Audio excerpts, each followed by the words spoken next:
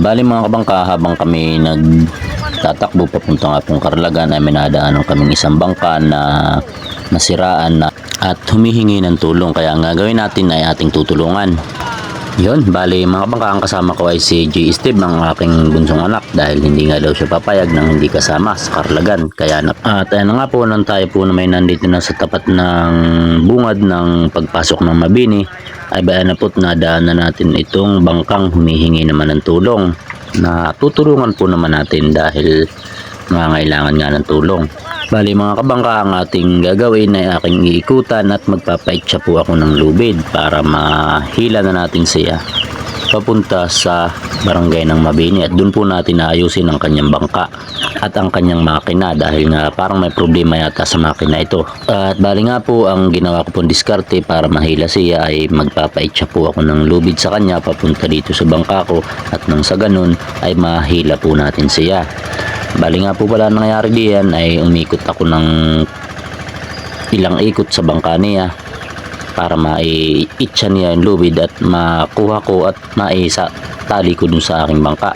At bali nga po, parang nakatatlong ikot ako diyan, dahil yung unang itsa niya ng lubid hanggang ikalwa, hanggang ikatlo ay sa ikatlo ko lang nakuha yung lubid niya. Kaya nung ikatlong itsa po na yan ng lubid, at saka ko lang po siya nahila patabi. At diyan na nga po ay nakuha ko na yung lubid niya, na itatali ko naman dito sa aking tringka, nang sa ganun ay mahila na natin siya papuntang tabi. At yan na nga po ay ating hihilahin na siya papunta sa barangay ng Mabini, at doon natin ayusin ang kanyang makina o bangka, dahil nga po nasira daw. At yan na nga po ay utay-utay na natin siyang hihilahin patabi ng barangay ng Mabini, at doon po natin aayusin ang kanyang bangka. Kung ano mang naging problema sa kanyang bangka at saka sa makina ay doon po niya ipapaayos yun, at nang sa ganun ay siya ay makauwi sa pamilya niya ng ligtas. At shoutout nga po pala sa lahat ng mga taga barangay Mabini, at mabuhay kayong lahat. Paano makina mo? Na paano? At nang kami nga po nasa tabi na ng barangay Mabini ay doon ko na nga tinanong kung paano kanyang makina. Ang naging problema pala naman niya ay hindi lang niya napaandar dahil nga po starter yung sa kanyang makina, ay nagloko po yung starter niya, kaya hindi na po niya kayang paandarin, dahil nga daw po hindi niya kayang hikitin mag-isa. Kaya ang plano sana niya ay magpapatulong lang pala sana sa akin sa paghihikit doon sa may labas.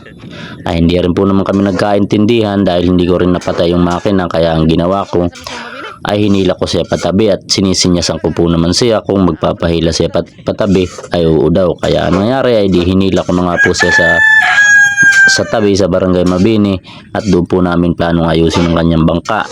Kung nasabi po niya sana kaagad at kami nagkaintindihan ay hindi na kami makakapasok ng Mabini, at doon pa lang sa labas ay tutulungan ko na siya paghihikit, hindi na po kami papasok ng Mabini. At ayan na nga po, aking sinampa yung bangka niya at tutulungan ko nga po siya maghikit, dahil hindi na nga daw po niya kaya. At nang hinikit ko nga po ay isang hikit ko laang, dahil napakalambot po naman na hikitin, dahil nga po siya matanda na, kaya hindi na niya masyadong kayang hikitin, at natatakot nga po baka agawin ng makina ay maaksidente lalo siya.